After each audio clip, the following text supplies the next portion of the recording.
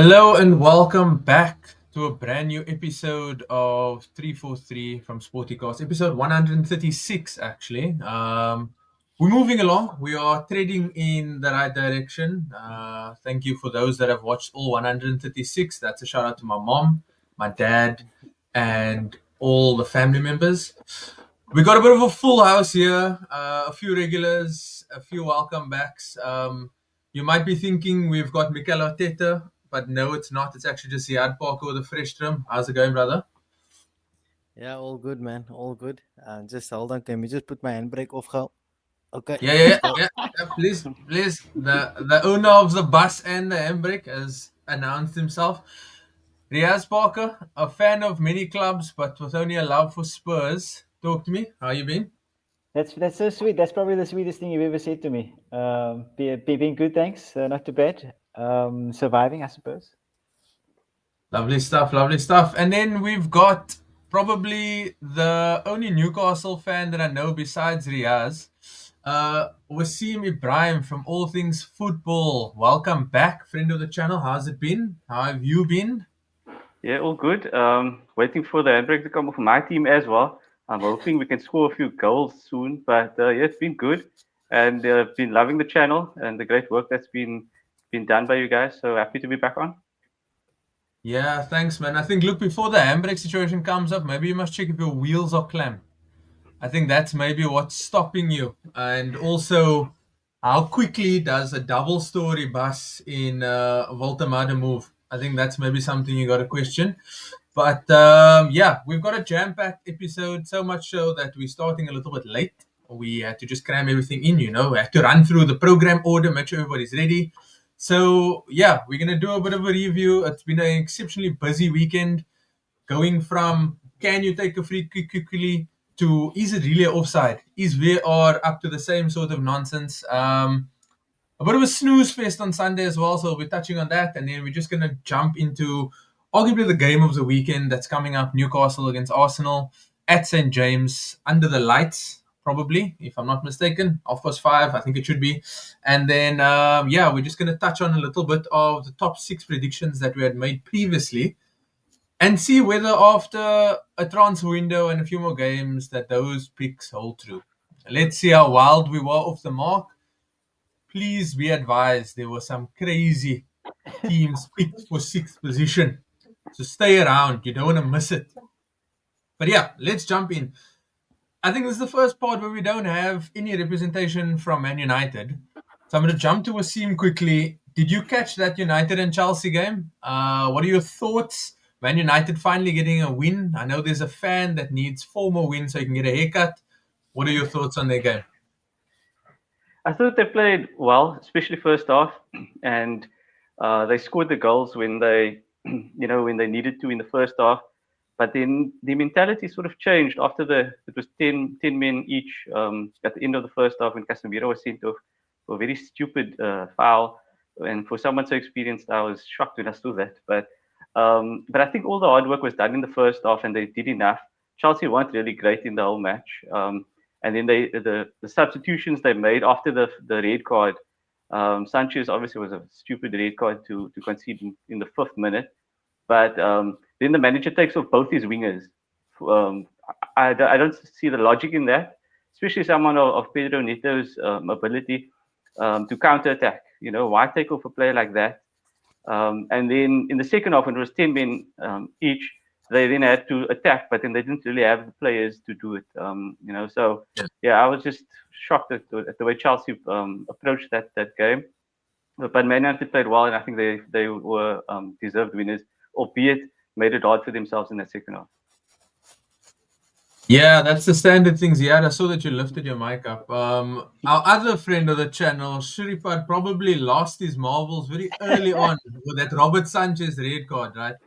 But yeah, do you believe that maybe Enzo Maresca showed a bit of maybe some tactical immaturity to kind of take those 2 guys off and then also to lose Cole Palmer?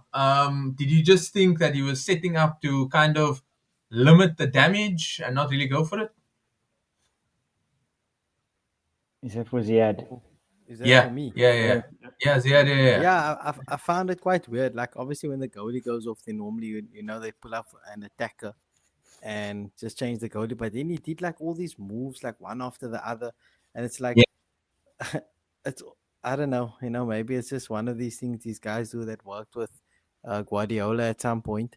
They overthink Mm, it, and that's what he did. I mean, to pull off Neto, Palmer, and I think Estevao, right? If I'm not mistaken. mm, yeah. So early on in the game, you leave yourself with no subs to make later. And we saw once it went back to 10v10, the game kind of evened out, right? So United played well when they were one up, but as soon as Mm, the playing field leveled, they didn't do anything. So Chelsea probably missed an opportunity there to try and do something. And also the goalkeeper, like it's so weird early in a game like that to do what he yeah. did. Obviously, we know Yeah. Sanchez can be a bit crazy, but I always think if you concede a goal, okay, so what? You still have 80 minutes to try and fight back. But when you Yeah. do something like that, you go down.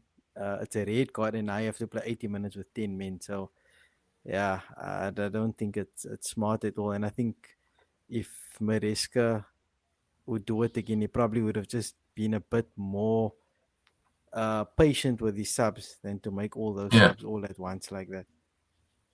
Yeah, no, for sure, man. Maybe with all the rain that was falling, the guy got a bit of a head cold, couldn't think properly. But yeah, yes, is there after the win and maybe Man United turned their form somewhat around, but then showed glimpses of what we know. Is there something to hold on to going into the next few fixtures? The run is not going to be the easiest. They have Liverpool in 2 games' time, but there is Brentford and Sunderland. Do you think they can build up a head of steam heading into that game? Yeah, kind of. I'm not sure if they have anything to hold on to though, because I think it's going to be the same issues. Even if they might win these 2 games, I think they'll have the same issues that they've been facing since the start of the season. I think that they struggle a lot in the with the profile of player. The profile of player and Yeah. where they're using them is very difficult. And obviously, it doesn't help that your most experienced head is getting silly yellows.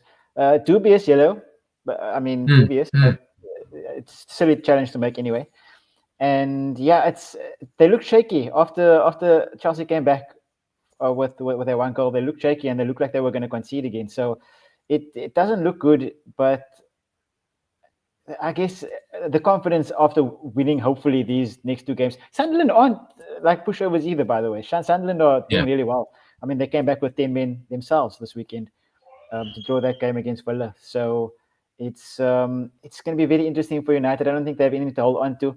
But with Chelsea, I mean, we see what we've been saying all along is that you can't win the league with a subpar keeper, and it shows. They spend money everywhere else, and if you don't spend money where you need it, which is at the back in the spine of the team, you're not going to win championships. And well, they are club world champions, I suppose. But other than that, I don't think they can sustain it over 38 games in the league. So yeah, it's stupid head loss. And like Ziyaad said, you can't play with 10 men against 11 people for 80 minutes of the game. It's not smart.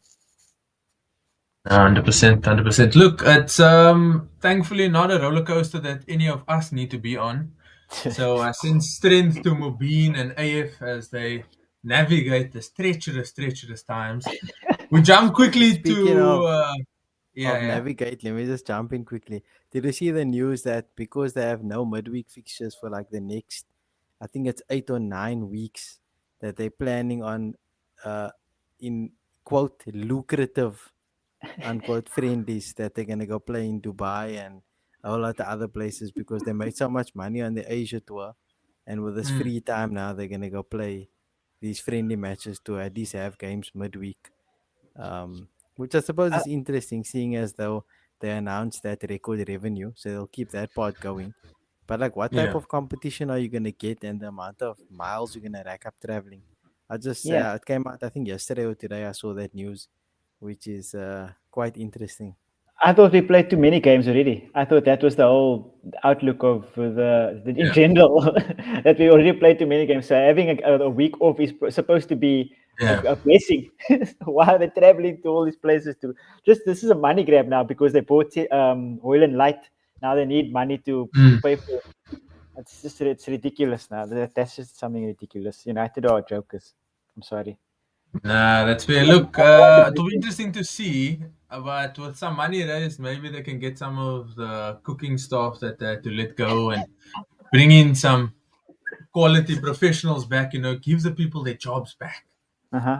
But yeah, let's definitely want to keep an eye out for. Let's see if those people are going to make those round trips and make all of us feel guilty for using plastic straws. Wasim, I'm going to jump to you now. We're going to talk about Liverpool and Everton. Everton started the season pretty well under David Moyes. They encounter Liverpool, Merseyside derby, always a very cagey affair. And yeah, Liverpool start to steamroll inside the first 10 minutes, 10, 15 minutes maybe, if I'm not mistaken. Liverpool haven't been playing well though. So is what they're currently showing sustainable, or are they going to get found out, or with the inclusion of your former hero Alexander Isak going to catapult him into picking up a bit of better form? Look, I think they always say that when you can win ugly, when you can win when you're not playing well, it's a sign of a champion team. So we as other fans or as fans of other clubs, we can never begrudge them, winning games, because I think that's what we would want as well. We'd want our team to get over the line even if we're not playing well. So I think they're doing well, but I think it also then buys them time because they're getting results. It buys them time to bed in the likes of Ekitike, Isak, Verts. Yeah. So there was quite a bit of activity in the transfer market from them. Kirkies and those guys also signed Frimpong. So they actually were quite active in the market. So they will need need time to give those players. They will need to give those players some time to adjust to the Premier League. And in the fact that they're getting results, it just makes it easier for them. So that the pressure is not on the manager, pressure is not on players to come in because 3 points is needed. So I think it works well for them, but I think it's also whether it's sustainable. I don't know, because if the luck runs out and all of a sudden you're not getting the 95th minute winner, you're not getting that 90th minute penalty that you've been getting, then it's obviously going to be difficult. But I think I don't see them having issues. I think they will win the league and they'll win it quite easily. And the fact that they've got 5 wins from 5 suggests that. But it's going to be interesting to see if anybody can stop them with the luck that they've had recently if it runs out. But I don't see them having issues, and I think if I was a Liverpool fan, I'd be over the moon with the way things are going.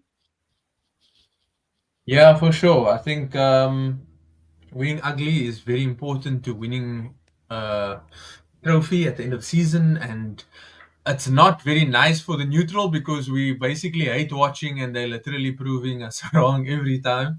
So you waste almost 85 to 90 minutes waiting for something to finish, and then they actually claw it back. But Riaz, Wasim spoke about Hugo Ekitike, and I'm not sure if you caught it last night. He picks up a great run of form recently, scoring, assisting, and all that stuff, and then gets the winner and takes his jersey off and gets sent off. We don't want to question mentality because I've never been one of those sort of guys, but do you look at it and say, he's just a young kid, he's just trying to prove himself and show that he's got a bit of personality? Or as a Liverpool fan, are you just upset? Like, Isak's not 100% fit, and now your first choice or your first fully fit striker is now suspended as well. Nah, look, it's all about mentality. I know you don't want to talk about it, but that is ridiculous. I was watching that, and as I'm not a Liverpool fan, I was like, you are stupid. Like, how can you be doing these things? Like, you're a professional footballer, you're on a yellow card, you're gonna miss the game on the weekend, a Premier League game, because you took off your shirt because you were celebrating. That makes no sense. And like you said, you are the only fully fit striker at the club. I mean, that makes no sense to me. And no doubt he's going to get an absolute bollocking in the change room for that. Like, there is no way that team that is winning, that won last season so well, with the mentality that they have, with the players that they have in there, Virgil, Alisson, with that mentality, not getting anybody in last season, winning the league easily, and then this season coming out 5 out of 5, and your new striker goes and does something like that. there is no way he's not getting like absolutely lambasted in the dressing room. I mean, if I was in the dressing room, I would destroy him. I would not want to see him play for the next 3-4 weeks. And that's terrible because he's the one that started off on fire. He's the one that's scoring all the goals. Kind of all the goals, but he's playing very well at the moment. So just disappointing for someone to come in and then to an elite club who is winning the Premier League, and to do something like that is ridiculous. Like it really was stupid for him to do. And I hope that they bring him right quick, because that mentality isn't going to last long at a club like Liverpool. No, for sure. So I want to jump to you. You've got a very unique perspective, right? You've firstly probably got the best haircut on the show today. Sorry, guys. No offense. This guy came prepared. But then you've both been a player and a coach. Have you ever had a situation where you got a guy, a young kid coming in, wanted to impose his sort of personality, and what would your sort of advice or sort of plan be for him? Maybe if you could just shed some light there. Look, anything is possible, right? I mean, he could easily have forgotten he was on a yellow card. He could be caught up in the moment. I wouldn't be too harsh. I think Riaz was a bit extreme in that direction. That's just a passion from a Liverpool fan. Can you blame him? I don't think so. Carabao Cup game, man. It's not that big of a deal. And if you look at a lot of his interviews and stuff, he's got a bit of this arrogance to him, which I like. That's my flavor. Where I think they asked him recently, like, is there any player that he's excited to watch? And he's like, no, nobody. Who's the hardest defender to play against? No one. Like, he's just on another level. Because he's not playing because he was sent off, so it doesn't need to play against anyone. Yeah, he'll miss a game. So what? You know what? Maybe he knew that Isak's gonna play ahead of him, so I was he thinking get sent off, and I was then thinking that he can't be dropped because he took himself out. You see, that's some next level thinking. Yeah. But I don't think it's too big of a deal. I think if it happened later on, yeah, maybe. But early on in the season, these are things that guys, like you said, Virgil, Salah, Slot, these guys would pull him one side and say, listen, this isn't how we do things here, and he'll respond. And if he keeps doing things like that, then he could find himself out of favor quickly. But I'm sure he'll learn from it. I mean, what's he, like 21 or something? I wouldn't be too especially with the performance that he's put up. It's very hard. See, like Jason was saying, like from a coach perspective, right? When a guy's scoring goals and he's been in great form, it's very hard for the coach to go in there and tell the guy, listen, this is unacceptable, blah blah blah. You can't play. You can't be that strict. You kind of have to say, look, that was a bit silly. Let's just make sure it doesn't happen again. You're doing well. Let's not let anything spoil that, right?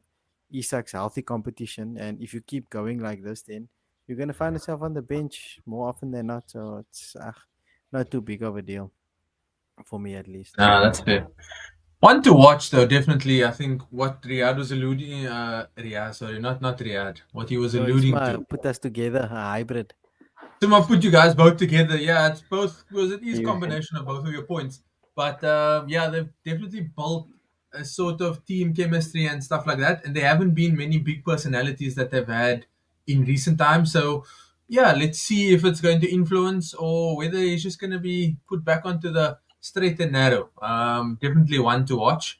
We're going to pivot quickly, or shortly rather, to the Newcastle Arsenal game. And I'll keep the sort of games that they had this weekend just on the burner there for a bit. But let's just talk about Spurs versus Brighton. I think a different Spurs performance in the one that we've maybe seen recently, going behind and then showing quite a bit of character to come back.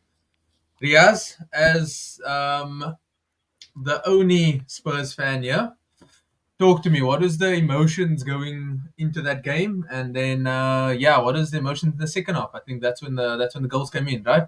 Yeah, I was stressed, obviously. I think Brighton is a difficult place to go. And going 2 goals down as well. And the second goal itself was a keeper error. It feels like we had a Llorising goal again, which shook me to my core.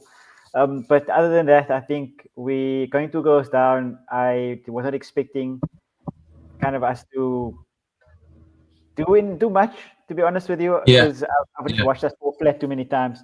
But we showed some good resilience, which is impressive. Something that I didn't expect, to be completely honest with you. The second half was really good. We went forward well. Simons came on as a 10 for the first time. He showed some good creativity when he came on.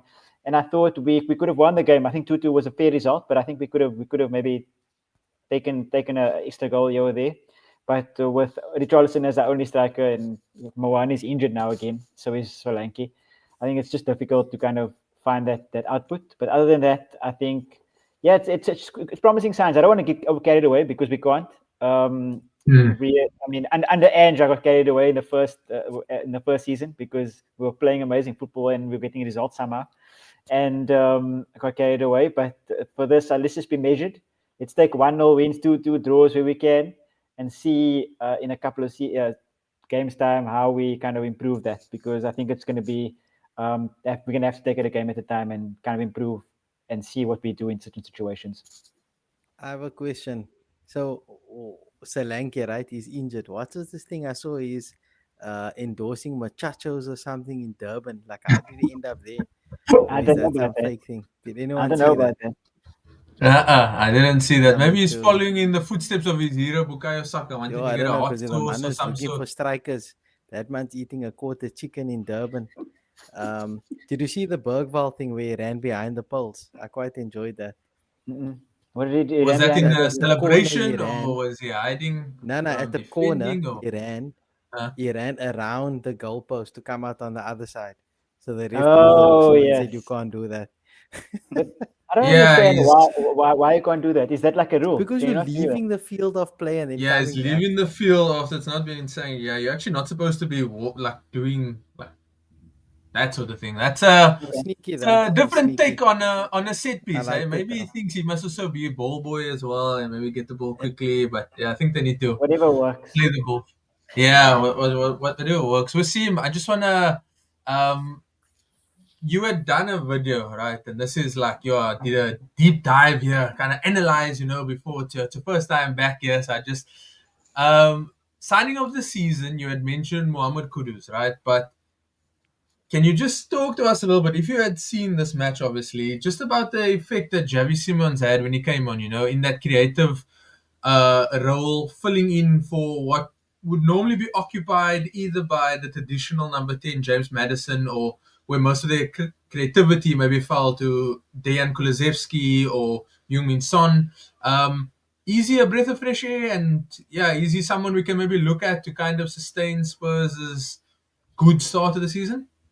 Yeah, definitely. I think he's. I didn't see that game in particular, but I do know a bit of Simons, and I think he's got that mentality of I'm gonna take the bull by the horns and I'm gonna run with it, and he really seems to have that, and so I think he will be a very creative spark for Spurs, especially with Maddison out for so long now with the injury.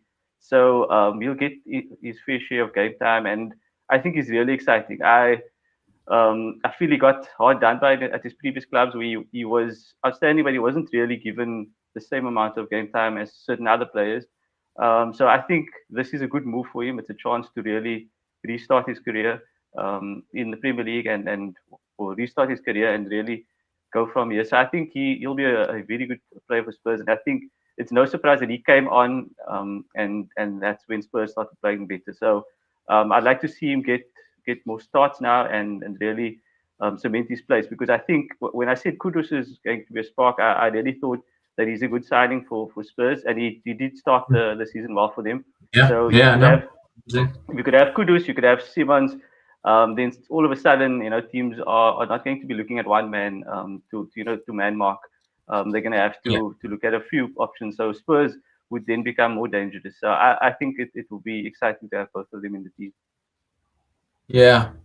And I think I'm probably going to have to go to the doctor after I say this. But yeah, look, Spurs welcome back a few injuries. And then suddenly the squad looks a bit more complete. Right now it looks a bit bare. And I mean, to go into a few games with Richarlison as your number 9 and your other striker endorsing Muchacho. Look, he's good to a bit, but I don't think he'd maybe sustain a title challenge or a sustained period of leading the line successfully, right? Yeah.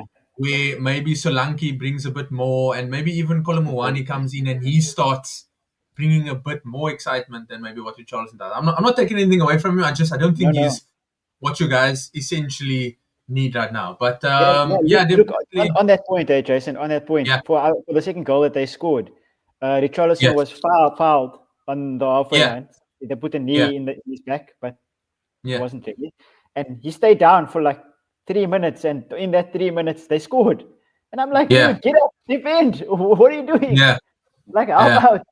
What's going on here? It was very annoying.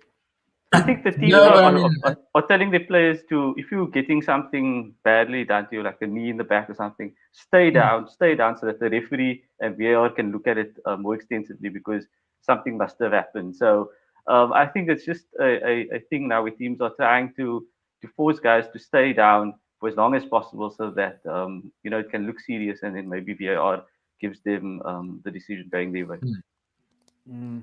Nah, that's fair. That's also, yeah, it's definitely something to look at, especially when they're going back so far and they can review all the things. Like, why wouldn't you? I think in his case, he did go a bit lower than usual, so the likelihood of the knee going to the back became a bit more prominent, as opposed to like jumping up and putting your knee in somebody's back. So maybe that kind of worked against him, but neither here nor there. I think those 50-50 decisions go one way this week, and then the next week it goes something completely different. So yeah, we're going to jump now into Newcastle. Wasim, you are here. We're going to talk about what most people, and by most I mean me, can call a very stumbling start to the season, right? A lot of controversy maybe around how Isak left, and then kind of getting in Voltemade just almost at the end there. How would you possibly rate the start of the season, and then specifically the game against Bournemouth, a team that Eddie Howe, I think, hasn't been able to beat? Yeah, give us your thoughts.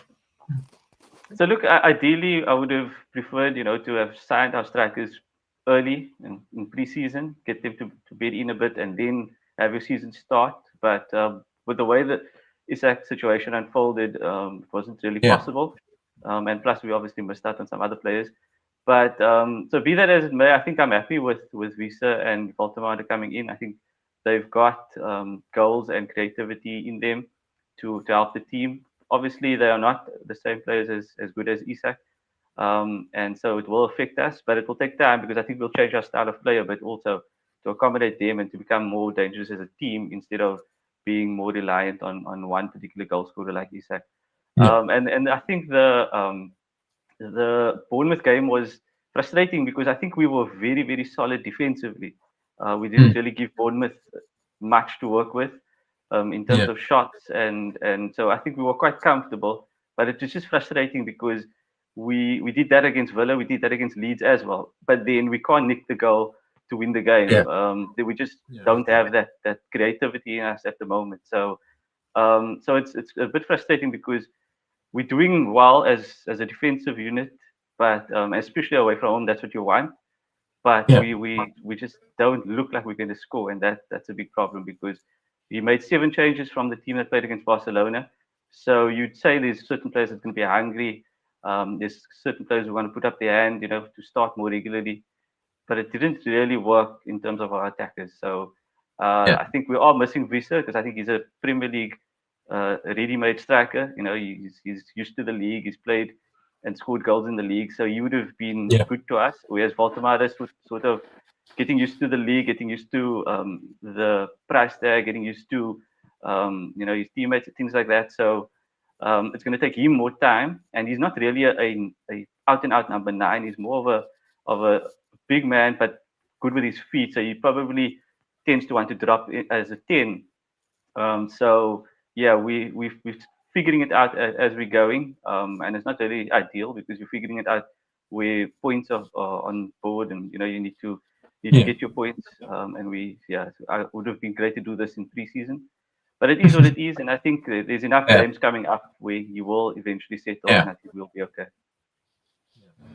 No, fair play. I think you can't win the league or lose the league in the first 5, but you can make it a lot harder for yourself, as if the league isn't already hard. So the sort of start you have, I think it's 1 win, 1 loss, and 3 draws, if I'm not mistaken. Yes. It's not looking like extremely optimistic. But yeah, it's only been 5 games, so it's not like we running. Because if I look at last season we started well. I think we we got like a lot of points in our first 4 or 5 games without playing well. Yeah. And Yeah. then I was really happy about that. And we spoke Yeah. about Liverpool doing the same thing now. But Yeah. then we actually our results continued. Our results dipped after our performances never really improved.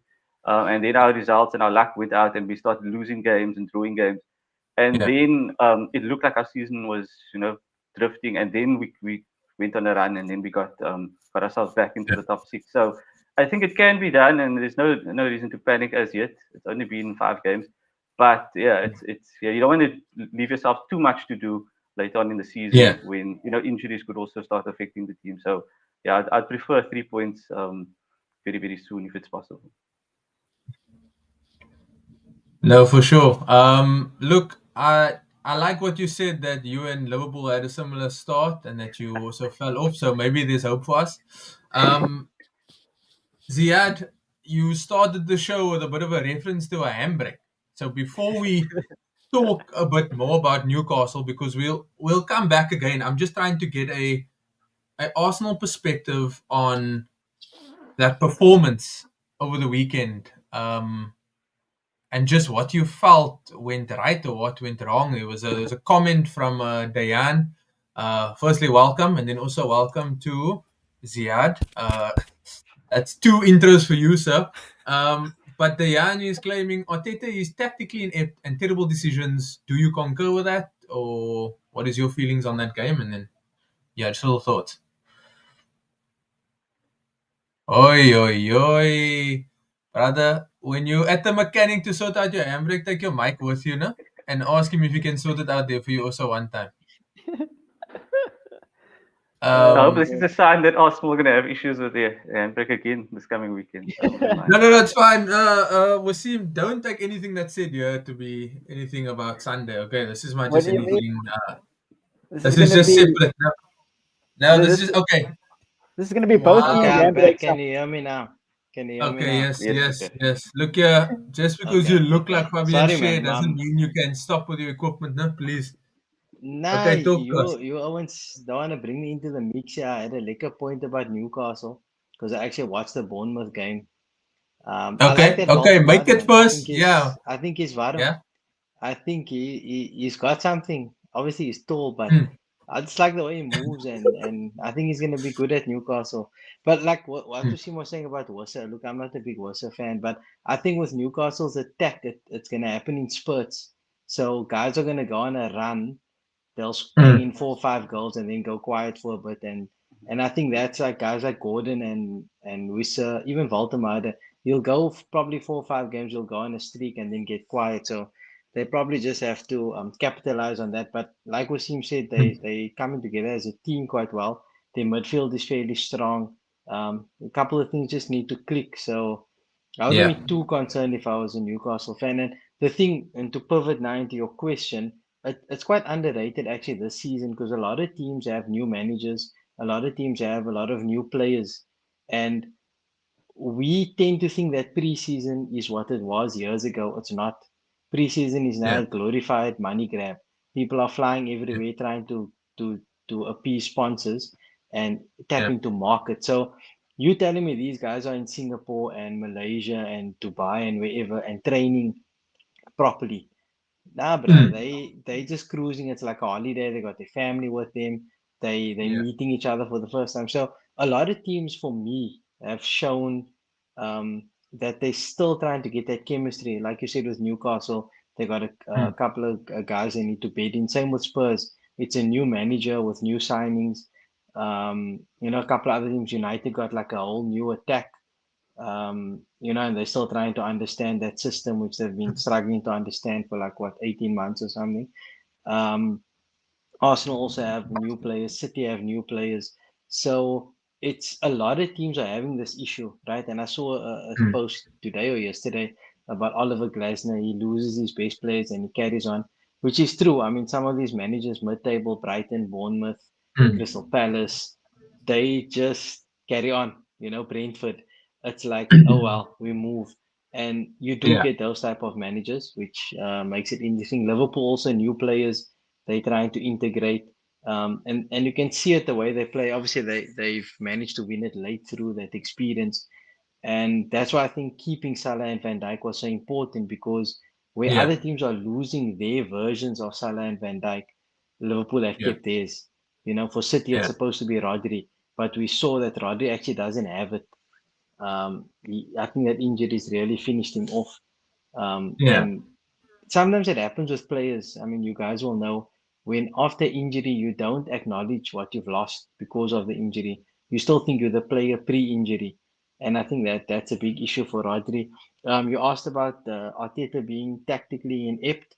I mean, who am I to disagree? The guys out there all know that he's not a good manager. He can only finish second, so uh, I have nothing to say in his defense. It is what it is, and I can't defend the guy until he wins a league. So either we have to stop talking about him until the end of the season, or it's just going to be the same thing all the time. Because it's like it's the same conversation, right? So you don't win, then you people are crap. You don't win.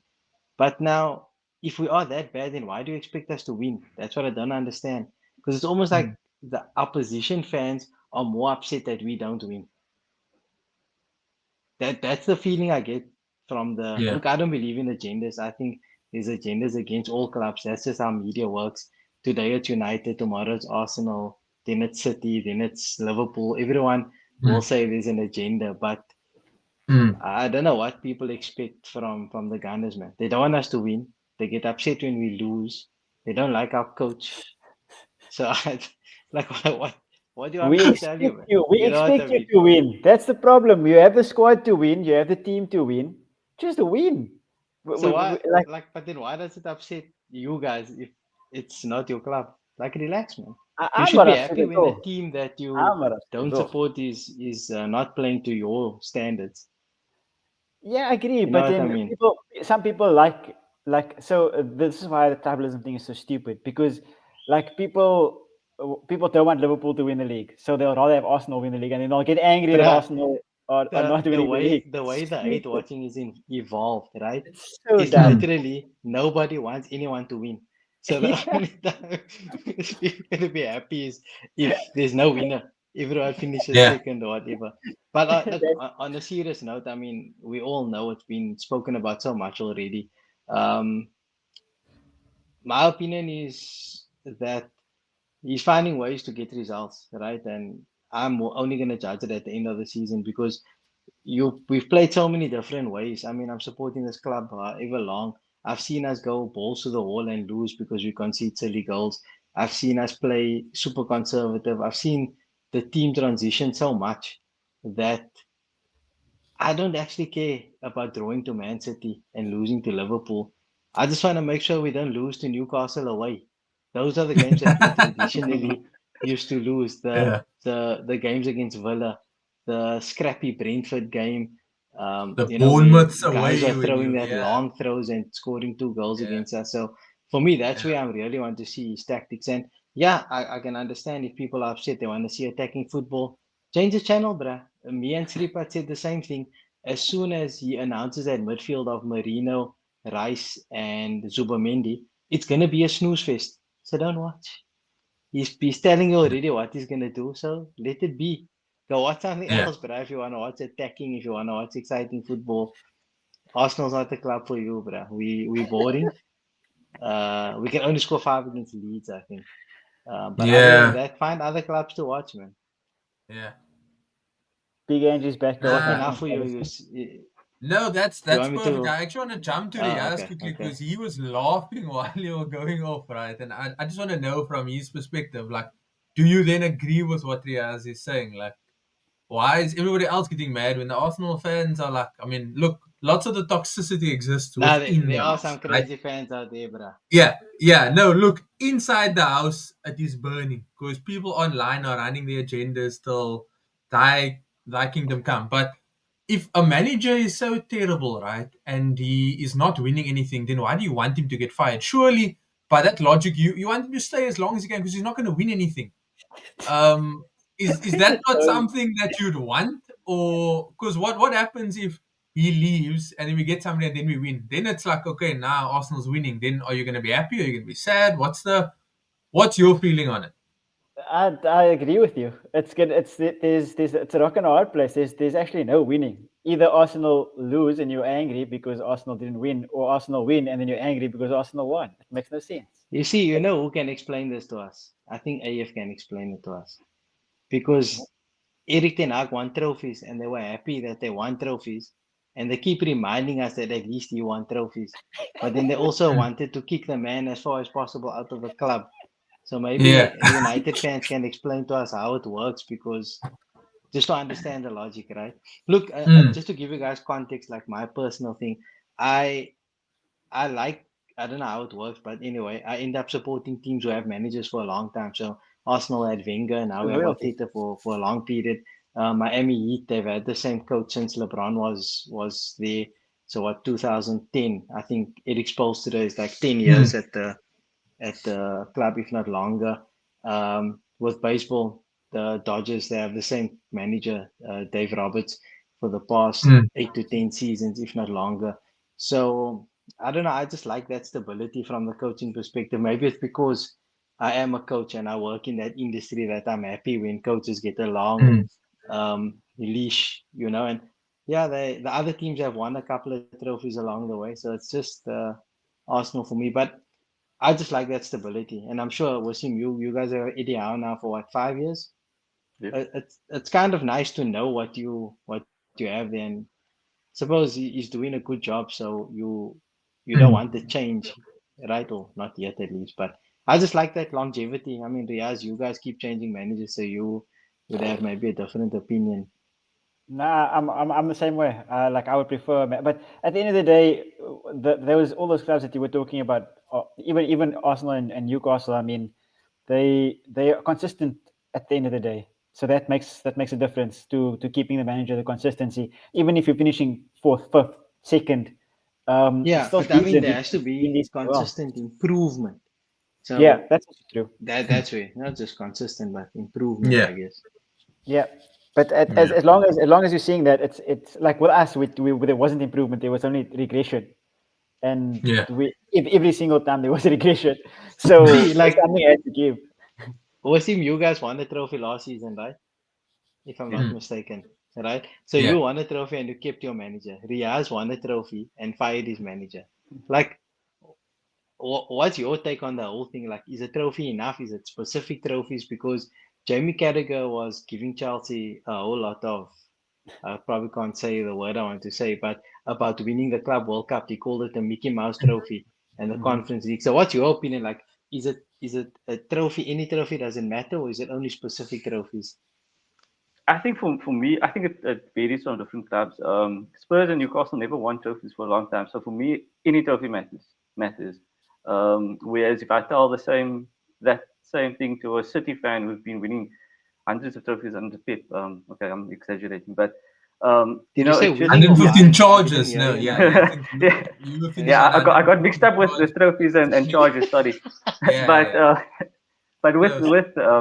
so I think it depends which club you're talking about. But for me Yeah. personally, with Angie winning the Europa, they should have kept him because he won a trophy, he earned Champions League football. But I think that probably comes down to what the goals were before the season started. Did they tell him you need to make Champions League via the league? You need to get top six, top eight, whatever. Because they finished, what was it, 16th, 17th, 17th. 15th maybe. Yeah.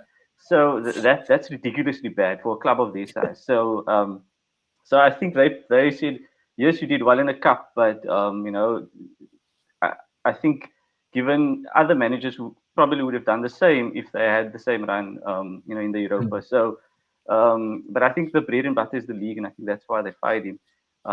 But yeah, for me personally, I don't disregard any cup because it's just for me the fans and the players that we had, like the thing about Isak leaving is like a lot of the fans obviously very upset with the way he left. But for me personally, I'm saying I'm glad he was there because he scored a goal in the final that could make us win a trophy. So at least now we can say, looking back, that he won a trophy with us. So whatever he goes on to achieve with Liverpool, he had some sort of historic. He was the historical figure for us now. So I think that's the main thing. It's all about those memories, and cup finals is where you get most of those memories. So I would say never disregard a cup, never. Actually, why I'm Guys, glad you Ange can left. take the episode back now. Yeah, No, sorry. no, it's fine. Riaz, give us your. No, I was just going to say that's why I'm glad Ange left, because exactly that impact that Wasim was talking about from a player. That's how I feel about Ange and what he left, because he brought us a cup at the end of the day. And like Wasim said, for us, Lowly's any cup is worth it for us. So I'm glad he left at that time, because he left on a high. I think if he had stayed, we would have been what, still 17th, and it would have been souring even worse. So he left on a high, and I'm just happy that was the case. We still love him, well, most of us anyway. Nah, that's fair, man. Yeah, I think it was very. I think Ange stays if they maybe don't win. It's a weird thing to say, but I think he would have stayed if they hadn't won it, and then Man United's fortunes might have been different if they had Champions League. It's just like I don't know. I have that feeling. But anyway, we've now spoken about Arsenal. We've spoken about Newcastle. We've also spoken about Spurs and City. But specifically linked to the big game on Sunday, Wasim, where do you think that this game is going to be won and lost? Is it the 6'11" striker up against Gabriel and Saliba, or is it maybe Gyökeres running at who's the new centre back, Theo and Botman and Burn. Botman. Yeah, give me a key area that we should be honing in on, or just focusing on where the battle gets won or lost. For me, it's always been when Newcastle play well, it's our midfield three that are the key. Bruno, Tonali, and Joe Linton. I think the three of them, when we're playing well, when our tails are up, we're playing with intensity. It's because of those three specifically. So I think for me, if they can play well, get on top of Arsenal, because I think Arsenal's midfield is actually very strong. You've got Subimendi, you've got Rice and Marino, and a few other options where you've got a bit more depth now than you perhaps had a season or two ago. Because we've won in this particular game, we've won 3 of the last 4 matches at St James's Park against Arsenal, and I think it's because of our midfield. And so if we can get our midfield firing on Sunday, and obviously the other point is we're going to have to score, because we've 4 of our 5 games we haven't scored. So that's going to be important. If we can get firing on the goal scoring front, then we'd have a chance. But I think Arsenal are a lot stronger than they have been in the recent seasons against us. So I'm actually quite fearful of Arsenal, because I think they've got something different. They've got more options, more variety in their play. I know Ziyaad said they're boring. I think we'll see a very cautious match. I think potentially not too many goals, but I think Arsenal have different options which might give them the X factor in this game. Yeah, that's fair. Ziyaad, Wasim said a midfield trio of Zubimendi, Rice, and Marino with a straight face. And I just wanted to know, do you think that's maybe our best starting 3 going to St. James? Maybe looking at the technical quality that they have, and especially looking at maybe we go a bit back past the Bournemouth game to how Barca came to St. James and didn't have a lot of physicality, but had a lot of technique and astute ballers in that midfield to kind of nullify the physicality that Newcastle bring. Do you think that Arteta goes with that mindset to try and starve the physical contact and actually just play some maybe a bit more progressive football, but more tactical football? I don't know. I think I just saw the lineup now for today. So today's midfield is Norgard, Marino, and Nwaneri. That's the 3 starting in the Carabao Cup. So I don't see Marino getting 90 minutes today and then playing again. This looks like Rice and Zubimendi will start, and then I think he'll play around with that spot. I think it's Nwaneri's for the taking. So if a good performance comes from him today, he might have an inside lane to start in that central position. There's Eze also you could throw in there. But I think with Madueke's injury and Saka coming back from injury, Eze is going to probably find himself wide And I think you guys are right away at St. James. You'll probably go with those three that played at City and Liverpool and just try and neutralize the midfield. And then, like Wasim said, it will be a bit more cautious, and it's going to be one of those one goal, there where the team wins. So it will be cagey, and Yeah. I think if it goes 0-0 to halftime, then Arsenal will run away with it in the second half. But if Newcastle get an early goal, then we're looking at a very similar game to what we saw last weekend. Yeah. No, fair play. Riaz, I want to jump in. Obviously, Ziyaad just mentioned now, Arsenal clearly operating on a one in, one out system. So Saka just gets back, gets a few minutes, and now we find out that Noni Madueke is out with his knee injury after, I think he's just begun to pick up a really good head of steam, and both internationally and at the club level, he looked very dangerous. Is a game of Arsenal versus Newcastle at St. James a bit of maybe too quick of a turnaround time for a guy like Bukayo Saka, just for the sort of lively atmosphere that happens? Or is it a game that, after the 1-1 draw, he kind of puts the game on his shoulders and says, he's going to carry Arsenal in this game? No, I think the second option. I think he's a world-class player who does really well in that situation. As long as he's fit, that's the main thing. If he's fit, then he should be starting. If he's not fit, then he should be coming off the bench again, no matter what. I think risking him in a game where, like Ziyaad says, it's going to be tight and cagey. I don't think it's worth it. I think you can play someone else there, Trossard or whoever. You can play 4-4-2 with Martinelli up front again. You can do whatever you need to do. But when I think did you ever see this manager play 4-4-2, bro? How did Martinelli end up scoring that goal? He was next to Gyökeres up front. Nah, he was a right wing man. He ran in on the inside. He was on the left side of Gyökeres. Inept. You can't make changes No, he wasn't like on that. the You left can hand only side. play Gyökeres one was on way. the right. 4-3-3. Yeah, Gyökeres on the right. Means Martinelli was on the left one. That's what you just said. It's the other way around. You have your screen inverted. That man I ran from inverted my the right hand side. Yes, Yeah, this isn't but fullbacks that we're he talking ran on about. the inside. Yeah, But in any case, Gyökeres was on his left. if Saka is available, he plays and he takes it on his shoulders. He's always good enough to play. He's world class. He's one of the best right wingers in the world. So I think that he will, if he plays, make a big difference to the team. And like you said, it's unfortunate that Noni is now injured because he was coming into form, and I think Noni will play a big role in Arsenal going to the future. But if Saka plays, he will make a massive difference on the field. But it's going to be cagey, like both Wasim and Ziyaad said. I think it's unfortunately usually when people go to St. James Park, I feel like it's going to be fiery. It's going to be a really good game to watch because just the feel of St. James Park watching it is really good for like a neutral fan. I'm sure it must be great for Wasim as well. But I just think because Newcastle haven't scored in 4 of their 5 games and Arsenal are playing with their handbrake up and Arteta is tactically inept, I think it's going to be like the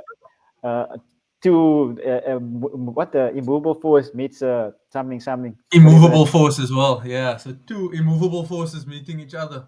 Yeah, it's going to be odd. Now, okay. Well, if you're saying that, does that mean that your prediction is a draw, or do you want to stake a different claim? We're just going to get predictions quickly. I was actually going to go with quite a few goals because, like I said, I think St. James Park just gives me that feel where I just expect a lot of goals. I'll go with I don't want to do it so boring. I'll go with the Newcastle 2-1 win. No, okay. Look here, Spurs winning has changed you. I actually don't know this guy saying a draw is boring.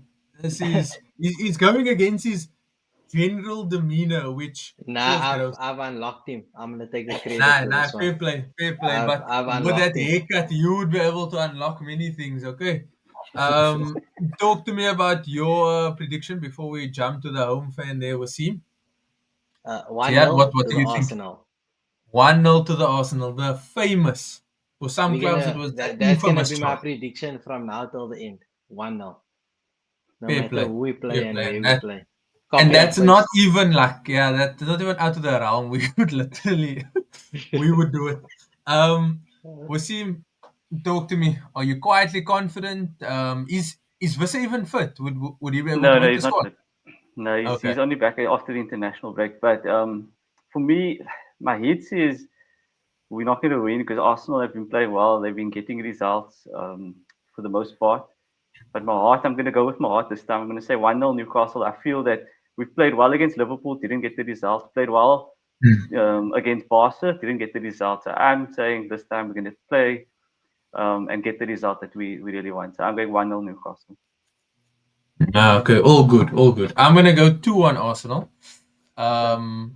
So yeah, we somehow still land within Riaz's ballpark, and it's 2-2, right? He was saying Newcastle win, right? If not mistaken. And then Yeah. Wasim said a win, and then I mean the two Arsenal fans saying Arsenal's gonna win. I could have put money on that if I was a betting man still. Okay, that wraps up the Newcastle Arsenal segment. We're just gonna do a quick review of our top 6 predictions that started at the beginning of the season, right? So we had done this at the start of the season. Riaz, I'll start with you. Your picks were Arsenal 1, Liverpool 2, City 3, Chelsea 4, United 5, and then Aston Villa at 6. Mm-hmm. The team that scored their first goal for the season this past weekend. Are there any changes that you'd like to make to that? Are you going to throw your own team in there? Or you think Villa claw their way out? I think top 4 is pretty set, right? We're not Okay. debating that. I think top 4 is pretty set. Okay, so Spurs don't break into that top 4 for you? No, not at all. Not Okay. even close. I Okay. think top 4 is far and away above anyone else. I think they will be properly top 4. I don't think there'll be a top 4 race. I'll be so for real. I think the fifth, sixth, seventh, maybe there'll be some fighting going on there. I want to take both United and Villa out of that situation. Actually, no. I'm going to keep United there because I feel like that I'm going to keep the Tuchel alive. So I'm going to keep United there at 5. I think they'll finish 5th. And give me Bournemouth. I like Bournemouth. They're looking good. Ooh. Take Bournemouth. Okay. Okay. I like the look of them. Maybe Newcastle as well, but Bournemouth and Newcastle to be fighting there. I just that Aston Villa and United shots are both terrible from me. Okay. Wasim, you had given 4, so in the interest of just giving you a bit more time to figure out 5 and 6, I'm going to go to Ziyaad. Ziyaad's picks were Arsenal 1, City 2, Liverpool 3, Chelsea 4, Spurs 5, and then Nottingham Forest. Now, I want to know, did the owner make you put them in the top 6? And if so, what does he have on you?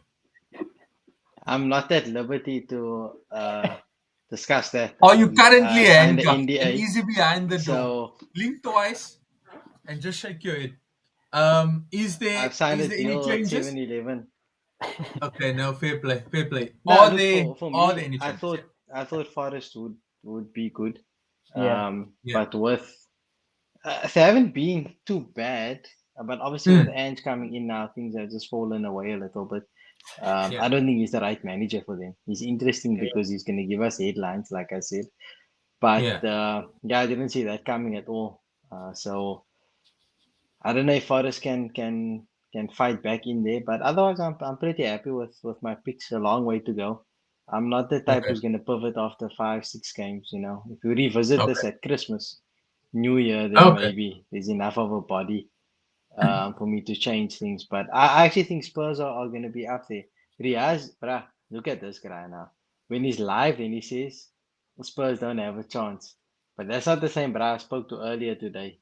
Was going off about Spurs and a team who I will not name. So I'll just leave it at that. He's dangerous, this guy. We Either will a split air the personality cats. or I don't That know. confuses me. No, maybe it's I don't his know what he's Imi and his talking about. Tauti, man.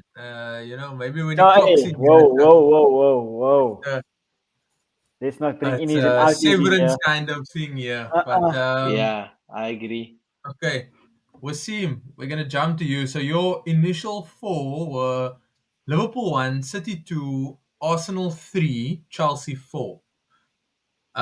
Any changes to that? And then just the other 2 picks, please, 5 and 6. Who makes it into? I think I'm not going to change my top 4. I think those 4 clubs will be in the top 4. I don't know if I don't think it will be necessarily in that particular order, but I'll maintain that. Like Ziyaad says, it's only been 4-5 games, so I'm not going to change that. And I think for me, fifth, sixth, it will be I'll go with Spurs and then Newcastle. I think Spurs. I think they've brought in significant depth to their squad in Kolomoane and Simons and Kudus and the like. So I think they've got a decent squad. And I think Newcastle squad overall was also not too bad, provided obviously they can get through this initial period of adjusting to a new striker. So, but I think eventually, I think we will be okay. So I'll go with fifth and sixth being Spurs and Newcastle. Yeah, and just to tag team Wasim there, I think their manager's also pretty good. They're able to figure out what to do with the group. So that's where that optimism comes from, I guess. One thing I would say is I wouldn't be surprised if Chelsea slide. They were horrible against Lincoln yesterday. I don't know what happened there, and Maresca had to throw his toys out of the cot for them to wake up and actually win that game. And their front line is very thin. I mean, João Pedro is good, but if he falls away, the backup options, Margie, Tyreek George, Liam Delap up there, and Delap's injured. So I mean, when he comes back again, in what condition? And I think if a club is gonna fall out, it might be Chelsea, but let's see. I think maybe City. You never know. I think we'll definitely see a different City this season.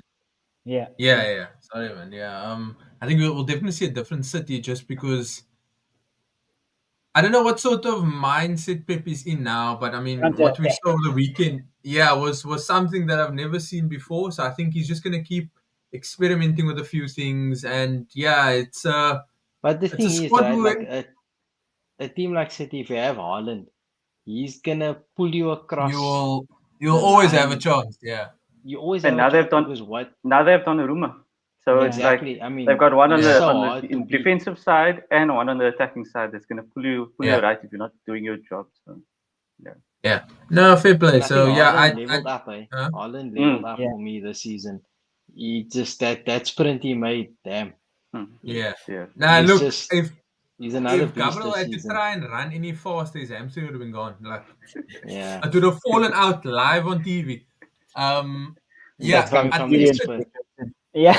Look, I've seen that run and it was like, it's like PTSD there. But I think City's maybe transition in the playing style is going to be to try and free him up a bit more to run in behind, as opposed to, due to the lack of maybe the pure creator in there, we're just going to try and get him into that space on the shoulder. I think the Johnny Render is a great addition and he'll play a lot into that. But my picks very much the same. I think probably mirrors Wasim. I said Arsenal, Liverpool, City, Spurs, Chelsea, Newcastle. Interestingly, I put City third and Spurs fourth. And that was at the start of the season, looked at the squad, looked at the depth, and I really like Thomas Frank. I think he'll do enough to get it in a time where I don't think Chelsea is going to maintain consistency. The biggest issue for them, and I think the thing that helped them in the Champions League, their most recent Champions League, was that there was a stability throughout the season, and that backline, that spine that we had mentioned about City maybe, that was there. They chop and change the centre-backs too often. That midfield isn't anybody that really strikes confidence in me. And then the front line is not led by somebody who also strikes a lot of confidence. João Pedro, as good as he is, not somebody that I'm going to hedge a bet on. I think he's also, the mentality is a bit fragile and he's one bad tackle away from reacting poorly and getting suspended. Liam Delap picked up injury. So, like Ziyaad says, very thin. And I think Cole Palmer is trying to rush it back too quickly, and that injury niggles is going to plague him a bit longer. I think we saw the form dip last season, and maybe a postseason tournament wasn't the best thing for him. But it's interesting to see whether he's going to pick up the form at the right time, knowing that it's a World Cup year next year. So, maybe not as many changes as I expected. See, I did mention it is only 5 games. I just thought, we got a sample size of 5 games plus a completed transfer window. Maybe there'll be something else, but yeah, we will revisit this. That wraps up the show. It is a bit shorter than what we normally do. But yeah, I think everybody is still buying, and that's fine. Happy Heritage Day to all the South Africans that are celebrating. And yeah, thanks to those that were in the comments. We will have maybe a SportyCast braai, and we'll see whether Mobeen can come up with his voices and choppies. But yeah, I'd just like to take the time to thank everybody that's on the show, but then also everybody that's in the comments, the likes, the comments, the subscribes, the sharing really helps us. We really do appreciate it. I'm not going to ask where the people can find you, because if at this point after 136 they don't know, then yeah, they either don't have social media or they're just not listening. But for somebody like Wasim, who's back after a bit of a hiatus, where can the people find you? What's in the pipeline, if there is anything? Yeah, the main thing is Twitter. Wasim Ibrahim. That's it, basically. I'm on all things football, but production's been a bit slow. But hopefully, as the season goes on, we'll pick up. No, all And good. you all can good. find Wasim on the cricket field, bruh. That's where he's at cricket now, season summer. starts soon as well, yeah? Cricket season So- starting, eh? Yeah, no, for sure. Maybe you run into Mobeen. I'm not sure if you guys ever cross paths, but just watch out for him. He's a bit of a shady character. Still actually trying to figure him out, to be honest. But yeah, we are at SportyCast on all the major platforms. Like we said, we're always appreciative of support. Let us know if there's anything specific that you want us to cover. We are more than prepared to maybe branch out a little bit more, who's got the best signing after opening 10 games. Maybe Ziyaad will pivot and default to Christmas to answer that question. Who knows? But we'll try and keep it exciting for you guys. I've been Jason, and it's been episode 136. Thank you, and we'll catch you around. Cheers.